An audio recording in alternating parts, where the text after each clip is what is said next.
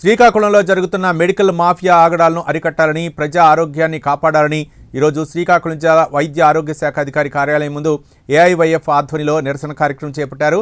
ఈ సందర్భంగా ఏఐవైఎఫ్ జిల్లా ప్రధాన కార్యదర్శి కొన్నా శ్రీనివాస్ మాట్లాడుతూ జిల్లాలో ప్రైవేట్ కార్పొరేట్ హాస్పిటల్స్ దోపిడీ కొనసాగుతోందని ఆరోపించారు. ఫార్మసిస్టులు లేని మెడికల్ షాపులను సీజ్ చేయాలని అన్నారు. జిల్లా వ్యాప్తంగా ఇటీవల కాలంలో ప్రైవేట్ హాస్పిటల్స్, మెడికల్ షాపులు ప్రభుత్వ నిబంధనలు పూర్తిగా ఉల్లంఘిస్తూ ధనార్జన లక్ష్యంగా పనిచేస్తున్నాయని అన్నారు.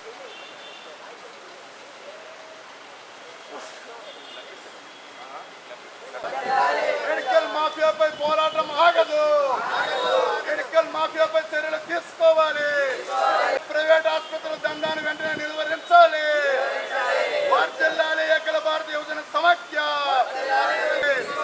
శ్రీకాకుళం జిల్లా కేంద్రంగా జరుగుతున్న మెడికల్ మాఫియాపై వెంటనే చర్యలు తీసుకోవాలి.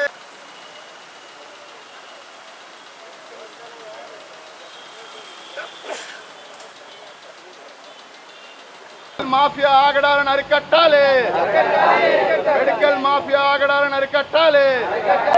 మెడికల్ మాఫియాపై చర్యలు తీసుకోవాలి. డాక్టర్ ప్రిస్క్రిప్షన్ లేకుండా మందులు అమ్మడం అన్యాయం. డాక్టర్ పర్మిషన్ లేకుండా ప్రిస్క్రిప్షన్స్ ఇవ్వడం అన్యాయం.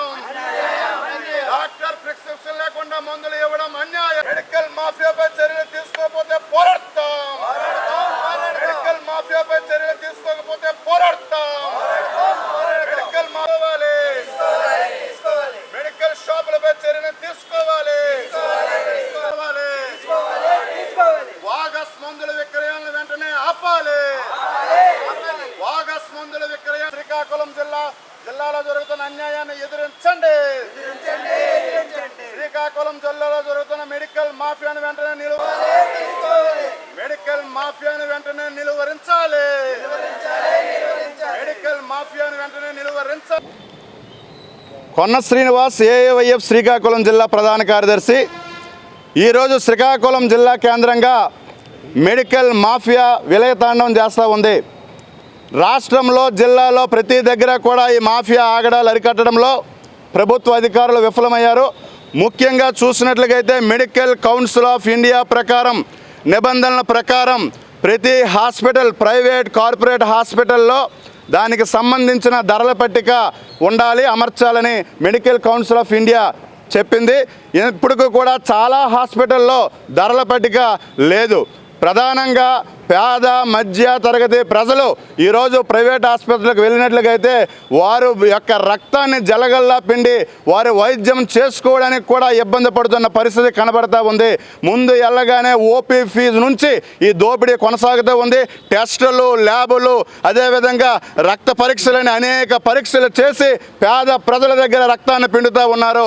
ప్రధానంగా చూసినట్లయితే జిల్లాలో చాలా దగ్గర ఈ యొక్క అన్యాయం జరుగుతూ ఉంది. ప్రైవేట్ హాస్పిటళ్ళు పుట్టగొడుగుల్లా పుట్టుకొచ్చాయి. చాలా హాస్పిటల్లో పర్మిషన్ లేవు.